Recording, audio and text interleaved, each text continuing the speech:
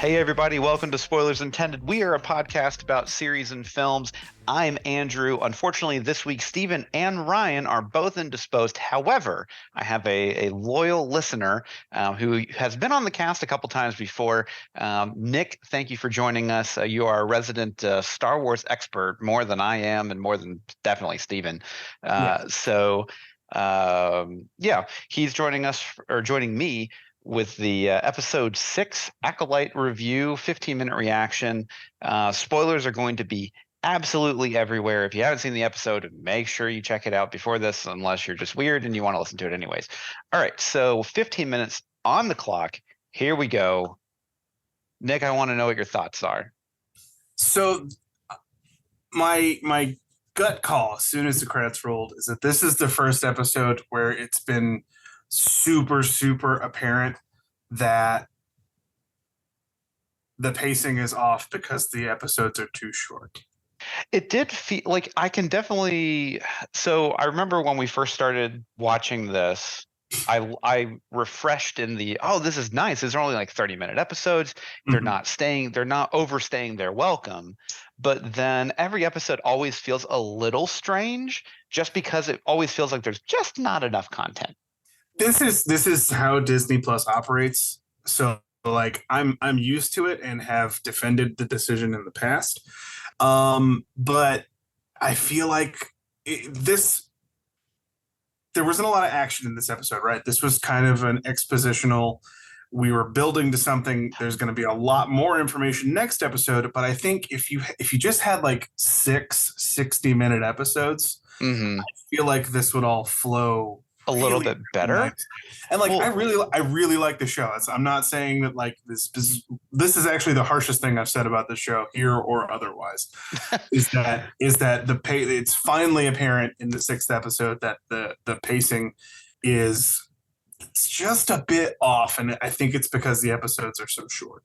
Yeah, and I really think that maybe if you added like not even 60 minutes, just even another 15 minutes per episode, you could really add in a Right. level of exposition on a per episode basis. Give me that TV broadcast 45 minutes and we Yeah, can work with it.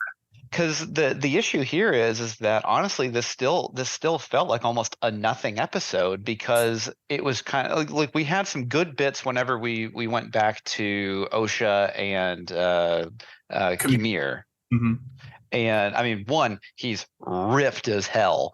I can't like, believe we are now in the era of Star Wars where there's like, oh, we're just gonna put eye candy on. Star Wars has never been sexy. There's been yeah. romance. Star Wars has never been sexy, and Star Wars is full on sexy now. Well, I mean, you had Carrie Fisher in the Java's outfit, but beyond that, I need to I remind you, she's a slave in that moment. And well, yeah, but that's not sexy.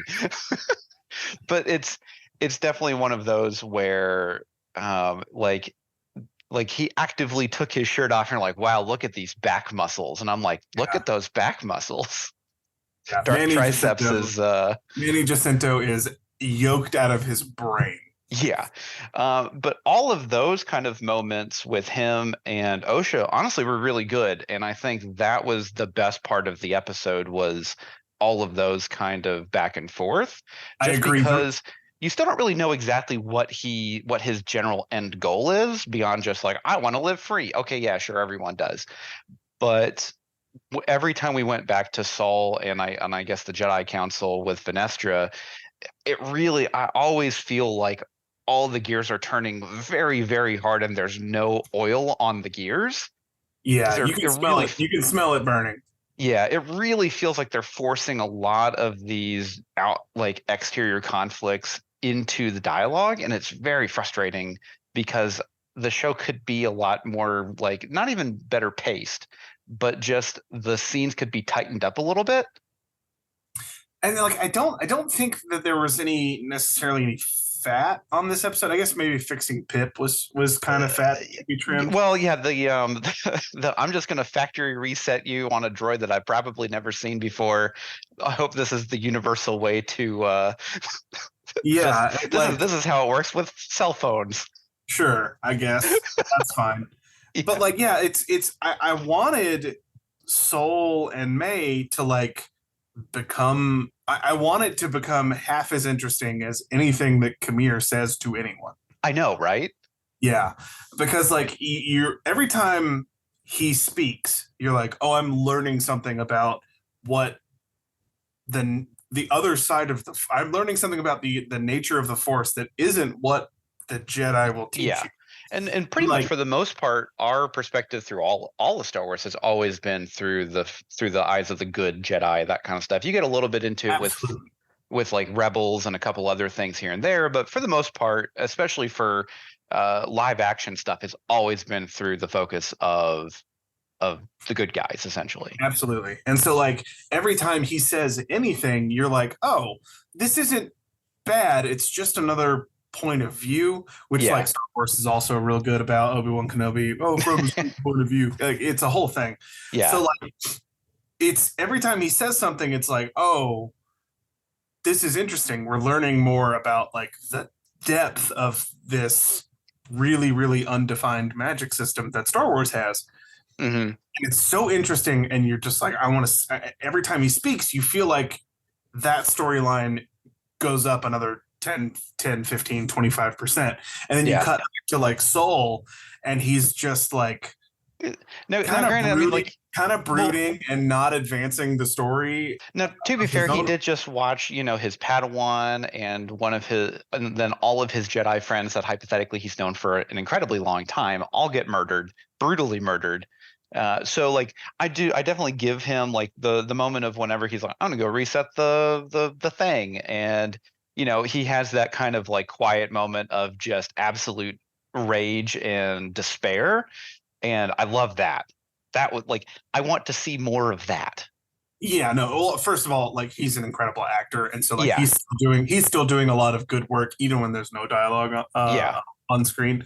But like it's such a waiting game with that, and it's like no, Hmm. every time Kamir speaks, we advance along Something. the Yeah. path. But every time Soul speaks, it's like yeah, but like get to the thing. Yeah, yeah. Stop being like, I'm gonna tell you the thing Uh-huh. in like 10 minutes, and then something happens. Well, I guess I can't tell you the thing anymore. Right. You But don't have to stop talking just because the lights came on. yeah. So the other thing is too, whenever, he was kind of like, I've always, for 16 years I've thought about what I want to say to you, and you're gonna sit here and listen. The little twist at the end there with him, it really felt like he was like gonna reveal his actual colors of potentially being a big bad guy in this entire story. Well, now we know he did something bad. I don't know if he is a bad guy.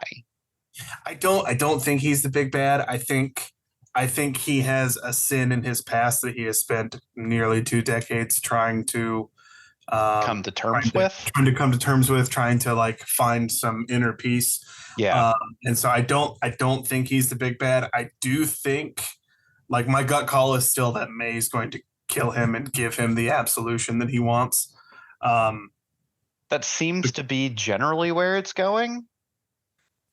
but I don't know. Who knows? Maybe Vanessa's the bad guy. I still don't like her very much. Well, oh yeah, so then we have to talk about her little whip lightsaber I hate that it so much. I that hate it just so much. like I audibly laughed. Like I'm totally fine with a double-bladed lightsaber. That's cool because Hmm. it fits into the realm of what we've seen and what we know kind of like exists of like how this technology works. And now we just have like little whippy lightsabers like a ribbon. Did you ever watch the old Hanna Barbera Scooby Doo, where at the end he was covered in like cotton candy and his tongue slurped all the Oh way yes, yeah. around? That is exactly what the lightsaber looked like back into the hilt.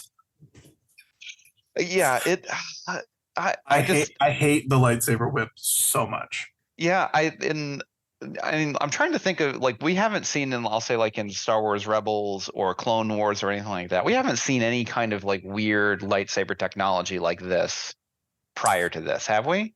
I mean, Because like you can if it's in the universe, that's totally fine. It's just I haven't seen it and I just genuinely laughed when I saw it. I was like, "Oh, come on."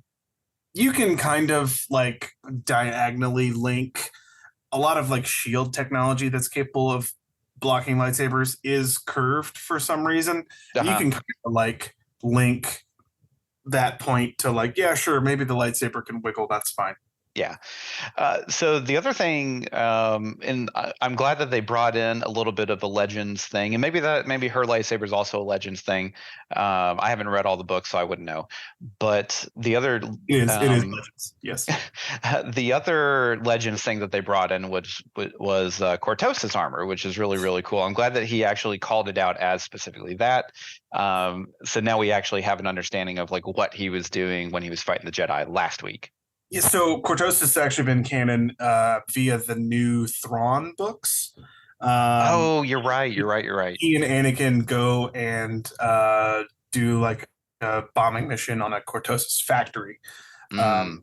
It's been quote unquote canon for a little bit. A lot of people have feelings about whether or not the books count a whole lot, They're but on like Disney, they're like on the third tier of canon, I think, is where a exactly, lot yeah, of it comes down. Disney is aware of its existence because they have approved its use in other media.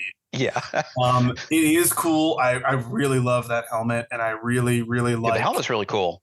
It's so cool. Everyone has like issues with the teeth, and it's like, no, man, it looks Nah, it's cool. scary. It's awesome. It Well, is and exactly what I want from a Star Wars helmet. I like that it's also a sensory deprivation helmet, which is really, really a cool concept of one of the reasons why he can fight so well against, I'll say, so many what you would assume would be at least close to equally skilled Jedi in Right. combat. And like he mentions in that second episode when he's in the potion shop, he mentions something about don't do the mind erase thing that you do on people. And like we've Uh-huh. never seen a Jedi erase someone's mind. They do like the Like the mind trick 'em. persuade. It's not quite Yeah. erasing though. It's just like here's Yeah, here's a sentence and a I'm half I want implying you my to read. intention into your brain for a moment. So it makes me feel like someone tried to like memory wipe him, which Yeah. is like so far a thing that we've only ever seen them do to like droids and stuff. We've never seen the Force used in such a Uh, punitive way. yeah, or it's such a hard-handed way for Yeah, Jedi. it would be very heavy-handed if they were trying to kick him out of the order, which he like alluded to. Yeah, well, I and think then it's clearly like was attacked by someone, mhm. hypothetically his master at the time, and, I and do he think said really really long time since he's been a Jedi. So like, is he like super old and he's using the Force to keep him young? he could be one of the hundreds of near humanoid races in Star Wars where it's like, oh Yeah, yeah, no, these yeah, guys time lived just for doesn't matter. 400 Yeah. years for reasons. uh, so the other thing that I just absolutely laughed at was the I'm going to turn off the transponder and we're going to go into hyperspace, and then in the same frame, the Jedi Venestra's ship pops in like right after they zone out. Yeah, that was It, that was weird, but I didn't think a whole lot of it. I kind of just like it's clearly they were mobilized before, and I maybe they just wanted to trim some time somewhere, and I guess they it's decided that was the place. Yeah, it's hard to tell with this episode because like obviously Osha wakes up on the other planet. So either he was like keeping her asleep while they were gone, or she was just really knocked out that much for however long. It's so indeterminate with Star Wars sometimes because hyperspace really does move at the speed of the plot Now, that have you kept a running tally of the amount of times Osha is startled awake in this series? I think she's up to three, no, four. Oh, my friend, she does 3 in the first episode. Oh, well, We're at a half dozen. Like maybe I'm her. I'm talking down about it a lot, but I really do like this show. It's just this episode is the one where I was like, okay, I think I'm starting to see through the cracks here a little bit. Yeah, I it so far I would say that we've had one good episode, which was episode five, or like one really good episode, which was episode Mhm. five, and even then, Mhm. it showed a little bit of the creaks and groans that in the gears. This episode was probably the second best episode, just because we got more information on the general storyline. But even then, it was still just very hard because the pacing is just so all over the place with stuff, and there's a lot of just tell don't show, Right. and So like episode 5 is a really, really good chicken cutlet, right? It's been seasoned to perfection, fried, crispy, juicy, great. Yeah. Every other episode has been a chicken nugget that is a little too much breading and not enough meat. And this maybe sat under the heat lamp for a little bit too long. A little dry, a little dry. Yeah. Am I gonna eat it? Absolutely. I'm gonna So dunk it in barbecue sauce. It'll be fine. yeah. So we've got 35 seconds. What are your general ideas where you think this is going for the next two episodes? Touched on it briefly. I think episode 7 is going to be big exposition. We're going to find out everything. And then episode 8 finale is going to be final confrontations. I think that May kills Sol, and I think Osha probably kills Kamir. That seems fitting. And then maybe the twins fight. I think Kamir dies. Oh, Kamir basically has to die unless they're really gearing up for a season 2. True. Yeah. So that's our time. Obviously, these 15-minute reactions are just that. So we really do appreciate you sticking with us throughout the rest. We actually have 2 episodes left. So there's only going to be one more 15-minute reaction after this. And then we're going to have a whole series review that culminates everything with the finale. Nick, thank you so much for joining me tonight. I know it's taking out of your busy schedule of hanging out at home after work. More than fine. Always happy. But yeah, so be sure to check us out, spoilersintendedpodcast.com. You can have links to our Discord where we discuss basically the new episode every week, and amongst a lot of other things. Yeah, that sounds like all the time we have. So until next time, I am Andrew. I'm Nick. And every spoiler was intended.